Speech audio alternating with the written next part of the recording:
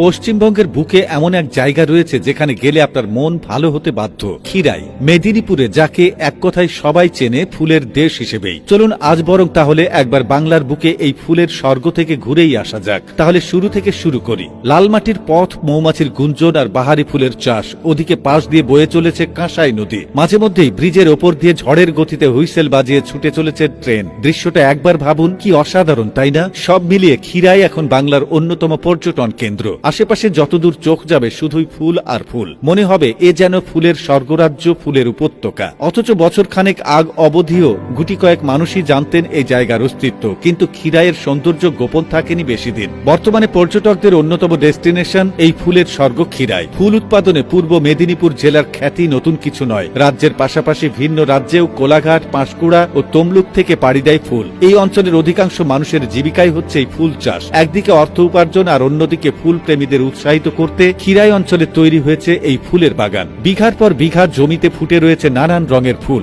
হরেক রকমের ফুলের চাষ আর তার বিচিত্র রূপ দেখে কখন যে সময় কেটে যায় তা বোঝাই মুশকিল। রং বেরঙের গাঁদা, চন্দ্রমল্লিকা, ডালিয়া, গোলাপের মহাসমাহার। আর বাহারি ফুলের এই মেলা দেখতে সেখানে একবার গেলে ফিরে আসতে মন চাইবেই না কিছুতেই। খিরাই যেন দৈনন্দিন জীবনের ব্যস্ততার মাঝে একটু বেঁচে থাকার অক্সিজেন। এমনকি এখানে পর্যটকদের স্বাগত জানানো হয় ফুলের তৈরি টাইরা, বেল্ট ও মালা দিয়ে। চোখ ঘোরালেই দেখতে পাবেন মাইলের পর মাইল চাষ হয়েছে ক্যালেন্ডুলা, চন্দ্রমল্লিকা, আরো কত কি। নিজের ছন্দেই বয়ে চলেছে কাঁসাই নদী। মাঝে মধ্যেই সেই ব্রিজের উপর দিয়ে ছুটে চলা ট্রেনের আওয়াজ কানে আসবে। কি ভাবছেন ফুলের এই রাজ্যে পৌঁছাবেন কি করে? খুবই সহজ। পূর্ব মেদিনীপুরের খিরাই পৌঁছানো খুব একটা কঠিন নয়। আদতে হাওড়া থেকে খড়গপুর কিংবা মেদিনীপুর লোকালে চেপে পৌঁছে যান খিরাই। পাঁশকুড়ার পরের স্টেশনে এই খিরাই স্টেশনে নেমে রেল লাইন ধরে পাঁশকুড়ার দিকে প্রায় 2 কিলোমিটার হাঁটলেই আপনার চোখে পড়বে কংসবতী নদী। নদীর দুধারে চাষ হচ্ছে ফুল। আর কাঁসাই ব্রিজ পার হলেই পৌঁছে যাবেন ফুলের স্বর্গরাজ্যে। সেখানে পৌঁছলেই চোখে পড়বে শুধু ফুল আর ফুল।